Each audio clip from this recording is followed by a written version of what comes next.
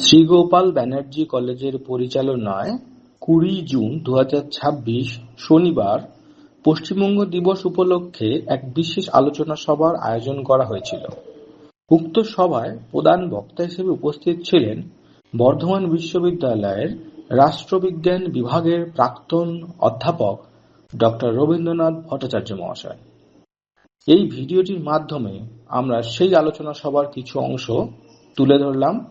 ভিডিওটি শেয়ার করার এবং আমাদের চ্যানেলটিকে সাবস্ক্রাইব করার অনুরোধ রইল।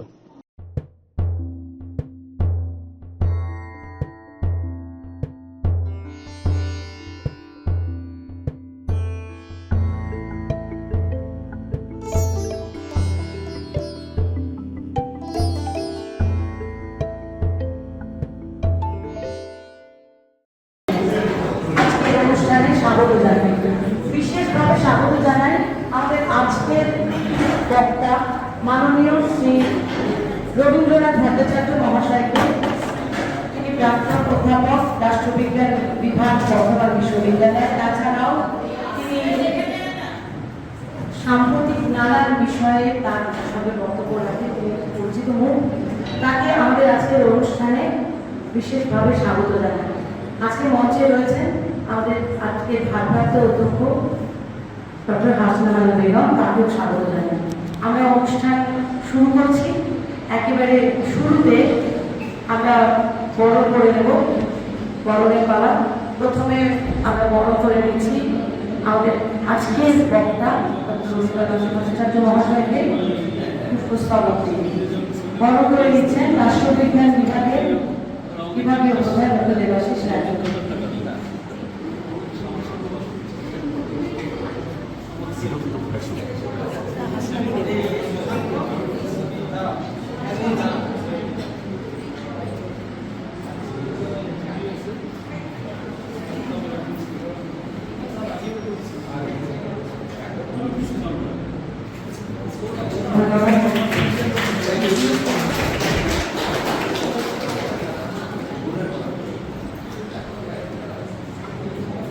আজকে ভারপ্রাপ্ত উপস্থিত থাকার জন্য আন্তরিক শুভেচ্ছা জানাচ্ছি। আজকে বিশেষ একটা আলোচনা সভার আয়োজন করা হয়েছে পশ্চিমবঙ্গ দিবস উপলক্ষে। আজকে আমাদের যিনি বক্তা, তিনি যে বিষয়ের উপর বক্তৃতা দেবেন সেটা হচ্ছে 20 জুনে যে পশ্চিমবঙ্গের প্রতিষ্ঠা দিবস উপলক্ষে তিনি একটা বক্তৃতা দেবেন।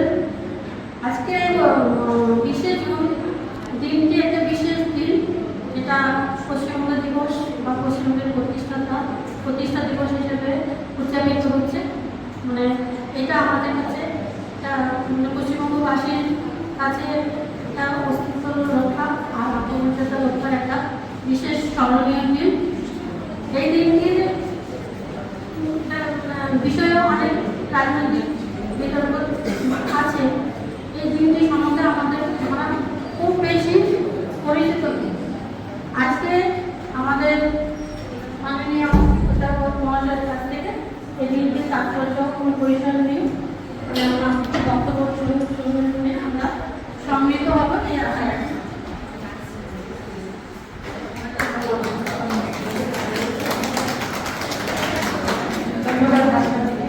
এরপর অনুষ্ঠানের একেবারে শুরুতে প্রারম্ভিক বক্তব্য রাখবেন রাষ্ট্রবিজ্ঞান বিভাগের বিভাগীয় প্রধান ডক্টর দেবাশিস রায় চৌধুরী। তারপরে আমাদের মাননীয় বক্তা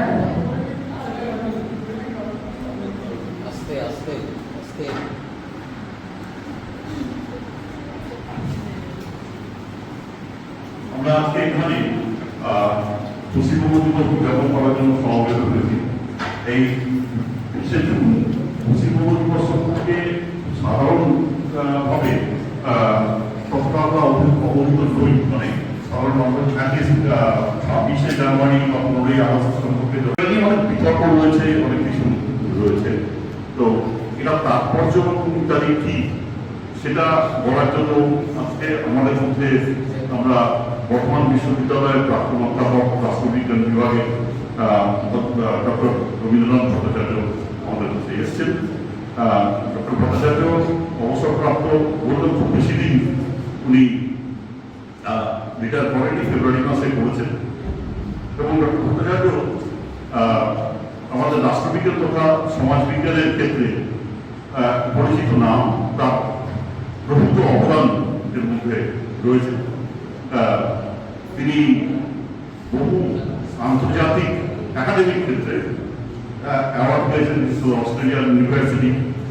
প্রচুর তার কন্ট্রিবিউশন, বই এবং বিভিন্ন বই প্রচুর পাবলিকেশনস, অন্যান্য পাবলিকেশনস রয়েছে দেশে বিদেশে বিভিন্ন জায়গায়। তিনি রিপাবলিক ডেতে প্যারেড হয়, নাচ গান হয়, দিল্লির বাচ্চা বাচ্চা ছেলেমেয়েরা নানা রকম সাংস্কৃতিক অনুষ্ঠান করে, একটা উৎসবে। এইটা একটা তার মানে গাম্ভীর্যপূর্ণ ভাবে আমাদের ইতিহাসকে স্মরণ করবার দিন হিসেবে পশ্চিমবঙ্গ সরকার নির্ধারণ করছে। আর কলেজ কর্তৃপক্ষ সেই পালন করবার ক্ষেত্রে আমাকে নিমন্ত্রণ জানাবেন, আমি অত্যন্ত কৃতজ্ঞতা জানাচ্ছি। প্রথমেই একটা ডিসক্লেমার বা বিধিসম্মত সতর্কীকরণ দিয়ে সতর্কীকরণ হচ্ছে এইটা বলবার সময় আমি ৭৯ বছর আগে, বস্তুত ৮৬ বছর আগে থেকে ৭৯ বছর আগে এই ইতিহাসে সেই সময় ইতিহাসটা একটু দরকার। বস্তু একটা দিনকে বেছে নেওয়া হয় যাতে আপনার স্লোগানগুলি অবস্থান করতে পারেন, মানে ইতিহাস নিয়ে স্মরণ করতে পারেন, আমরা ঐতিহ্যকে মাথায় নিয়ে আসতে পারি। সেই দিনটা ২০শে জানুয়ারি ঠিক করা। কি হয়েছিল ২০শে জানুয়ারি? ২০শে জানুয়ারি পশ্চিমবঙ্গ না, তখন অবিভক্ত বঙ্গের লেজিসলেটিভ অ্যাসেম্বলি তাতে পূর্ব পার্টি, যেখানে মুসলিম সম্প্রদায় মানে মুসলিম মেজরিটি আছে, এইরকম যে সমস্ত জেলা, তাদের একদিকে তারা একদিকে বসতেন, একটা পক্ষে বসতেন, আর একটা পক্ষে যে নন মুসলিম মেজরিটি মানে তার মধ্যে খ্রিস্টান আছে, হিন্দু, তার মূলত হিন্দু এবং অন্যরা সবাই আছে। এই বিধান দুটোকে মেলাতে কিনতে হয়। আরো কতগুলো ভোট হয়েছিল, মানে সেই অর্থে যদি আমরা বলি তাহলে ৫টা ভোটাভুটি হয়েছিল, কিন্তু ৩টা কেন হচ্ছে সেটা আমি পরে আসছি। এখন এই নিয়ে বিতর্ক যেটা বাম এবং কংগ্রেস তারা যেটা বলেছে যে ৩রা জুন মাউন্টব্যাটেন প্ল্যান চালু হয়েছে। মাউন্টব্যাটেন প্ল্যান তাতে বঙ্গকে ভাগ করবার যে পরিকল্পনা, মাউন্টব্যাটেন প্ল্যানিং ছিল। তাহলে সেই দিনই যদি নিশ্চিত হয়ে যেতেন তাহলে ২০ দিন কেন করা? আমি তার ইতিহাস প্রামাণ্য নথি, ইতিহাসের যারা অধ্যাপক অধ্যাপিকা আছেন তারা বলতেন, সেই নথি আমি জোগাড় করেছি। আমি দেখাবো যে সেটা নয়। এবং আর একটা কারণ বলছে যে পশ্চিমবঙ্গ তো ওখানেই শেষ হয়নি। পশ্চিমবঙ্গে ১লা নভেম্বর ১৯৫৬ পুরুলিয়া জোট হয়েছে ভাষা ভিত্তিক যে রিঅর্গানাইজেশন, স্টেট রিঅর্গানাইজেশন। তাহলে ওই দিনটা কিংবা করা হয় না, ওই দিনটা শেষ হলো, মানে আজকের যে পশ্চিমবঙ্গের রূপ সেটাকে করা হয়। এখন আমি এখানে প্রথম যেটা বলবার চেষ্টা করবো সেটা হচ্ছে যে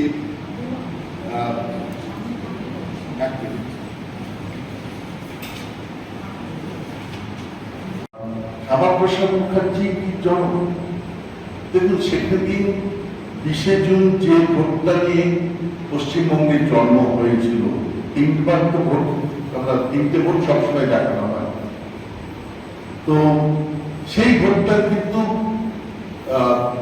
মানে ৫৮ জনের মধ্যে ৫৪ জন ছিল কংগ্রেস, শ্যামাপ্রসাদ মুখার্জি মহেন্দ্র মহাশয়, ৩জন, একজন পূর্ববঙ্গীয় ভাগে চলে গেছে, যিনি তার নামটা এই মুহূর্তে মনে করছে না, কিন্তু পশ্চিমবঙ্গীয় ভাগে মানে তৎকালীন নন মুসলিম বঙ্গে যারা ছিলেন, জ্যোতি বসু এবং রতনলাল ব্রাহ্মণ দার্জিলিংয়ের, এরা দুজন ছিলেন। তাহলে আর একজন ইন্ডিপেন্ডেন্ট এই 54 থেকে 57 একে 58 এরা সবাই মিলে ভোট দিলেন, শুধু তো শ্যামাপ্রসাদ একা করতেন। যদি মেনেই নিতে হয় তাহলে একটু শ্যামাপ্রসাদ মুখার্জি যত বড় প্রতিনিধি তার, এটা কিন্তু বলা উচিত নয় যে শ্যামাপ্রসাদ মুখার্জি পশ্চিমবঙ্গের জন্য। এই যে লোকগুলো যারা বললেন, অর্থাৎ 54 জন কংগ্রেস, 2 জন সিপিআই নেতা এবং একজন ইন্ডিপেন্ডেন্ট, এদের পিছনে খাটো করা হয়, সেটা করা উচিত। তবে একই সঙ্গে আমি বলছি, আমি অঞ্জন মেলার দেখা গত কাল দেখছিলাম করছিলাম, তাতে উনি বলছেন একটা জায়গায় উনি বলছেন যে হিন্দু মহাসভার যে জায়গা, আপনারা সেই সময়ের কাগজ দেখুন, উনি লিখছেন গণশক্তিতে উনি লিখেছিলেন, যেটা শিখিয়ে মনে হচ্ছে এটা খুব মানে প্রতিপাদ্য বিষয় হিসেবে প্রামাণ্য লেখা বলে তারা তুলে ধরেছে। 12 জুলাই 2025 লিখেছেন, তাতে উনি বলেছিলেন যে তৎকালীন সংবাদপত্রের পাতা উল্টালে যে কেউ দেখবেন হিন্দু আইনসভায় হিন্দু মহাসভার ভূমিকা নিয়ে বিশেষ উল্লেখ নেই বললেই চলে। হিন্দু মহাসভার ভূমিকা যে ছিল সেটা কিন্তু প্রমাণিত, সেটা প্রমাণিত আমি বলছি এক মিনিট। তো এইটা এটা হচ্ছে হিন্দুস্তান স্ট্যান্ডার্ড, মে 17, 1947, তাতে শ্যামাপ্রসাদ মুখার্জি কার্টুনের ছবি পেয়েছে।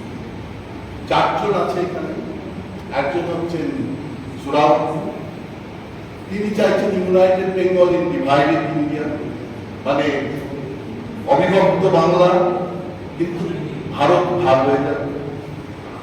শ্যামাপ্রসাদ চাইছেন divided Bengal in United India, Bangla Bharat India একটা। জিন্না চাইছেন divided Bengal in divided India, মানে জিন্না চাইছেন বাংলাও ভারত ইন্ডিয়াও ভারত, আর গান্ধী চাইছেন United Bengal in United India, অবিভক্ত বাংলা অবিভক্ত ভারত। তাহলে শ্যামাপ্রসাদের ছবি এই সংবাদপত্র হিন্দুস্তান স্ট্যান্ডার্ডে, আমি সেই সময় আবার খুঁজেও দেখলাম তার ইন্টারেস্ট কতটা ছিল। সুরেশচন্দ্র মজুমদার এবং প্রফুল্ল সরকার প্রতিষ্ঠিত আনন্দবাজার গ্রুপে এই হিন্দুস্তান স্ট্যান্ডার্ড সেই সময় অত্যন্ত ইনফ্লুয়েন্সিং একটা রোল প্লে করছিল। তার কার্টুন যেগুলো বেরোচ্ছিল, সেই কার্টুনের একটা জায়গায় এই সমস্ত বড় লোকেদের সঙ্গে তার শ্যামাপ্রসাদ মুখার্জিকে দেখা যাবে। তার মানে হিন্দু মহাসভাকে একটা ভূমিকা পালন করছিল, এটা নিয়ে আমরা নিঃসন্দেহ। তাকে বিরোধী করলে, কিন্তু তাকে যদি সংকুচিত করা হয়, তাকে যদি ছোট করা হয়, তাহলে কিন্তু সেটা অন্যায় হয়।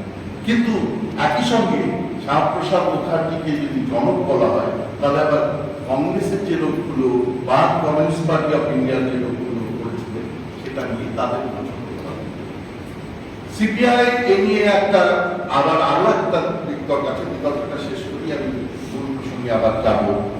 এই বিতর্কের একটা জায়গা হচ্ছে যে বিজেপি রাজ্য সভাপতি খুব সম্প্রতি সিপিআই মানে জ্যোতিবাবু এবং রতনলাল ব্রাহ্মণের পশ্চিমবঙ্গের, মানে পশ্চিমবঙ্গ নয় অবিভক্তবঙ্গের নন মুসলিম মেজরিটি জেলার যে ভোট হয়েছে, সেখানে তারা বাংলা ভাগের পক্ষে রায় দিয়েছেন। যদি তারা অবিভক্ত বঙ্গের ক্ষেত্রে তারা কিন্তু চুপ ছিলেন, অর্থাৎ তারা দেখাবার চেষ্টা করছেন যে বিজাতি তত্ত্ব সিপিএমও মেনে নিয়েছে, সিপিআইও মেনে নিয়েছে।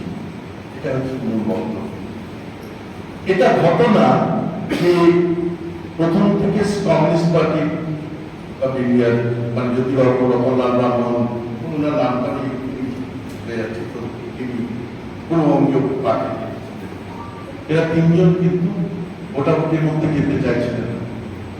অর্থাৎ বিজাতি তত্ত্ব তারা বিশ্বাস করছিলেন না, তারা বাংলা বিভাগ চাইছিলেন না। কিন্তু ঘটনা পরম্পরা এমন একটা জায়গায় যায়, তাদের মনে হয় যে অবিভক্ত বঙ্গ যদি থেকে যায়, তাহলে জিন্না সেটাকে পাকিস্তানের মধ্যে গ্রহণ করে নেবে। এটাতে সিপিএম কিন্তু অঞ্চলবেরাও দিচ্ছে এবং সেই জায়গা থেকে করেছে। আর তাহলে তো একই ঘটনা।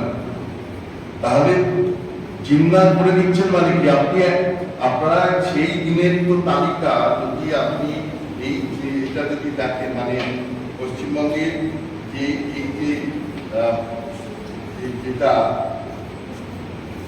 এটা বেরিয়েছে Bengal legislative assembly proceedings 20 June 1947, এটা ওয়েস্ট বেঙ্গল লেজিসলেটিভ অ্যাসেম্বলি 2002 সালে মানে জ্যোতিবাবুর শাসনকালীন জ্যোতিবাবু বের করে দিয়ে গেছে এবং সেইখানে খুব অদ্ভুতভাবে খুব একটা মানে আশ্চর্যজনক কারণে দুটো পার্টের একটা পার্ট মানে পশ্চিমবঙ্গীয় পার্টের জ্যোতিবাবু আর রতনলাল মঞ্চতায় ভোট দিচ্ছে সেইটা নেই, এইটা কিন্তু নেই। এটা আমি কর্ম করে খুঁজেছি, গতকাল আজকে আসবার সময় দেখেছি কোথাও নেই। কারণ এইবার আমি আসছি আসল ঘটনাতে, তার মানে যখনই তারা মেনে নিচ্ছেন ঘটনা পরম্পরায় যদি তারা পক্ষে ভোট দিয়ে থাকেন, যেটার কথা আমরা মনে করছি ভোট দিয়েছে মানে ঘটনা বলছে রেকর্ড বলছে ভোট দিয়েছে, তাহলে তখন কিন্তু বিজাতি তত্ত্ব একটা মেনে নিয়েছেন। তার কারণ আর কোনো কারণকে আমি ব্যাখ্যা করতে পারি না যে তারা ভোটটা দিলেন না।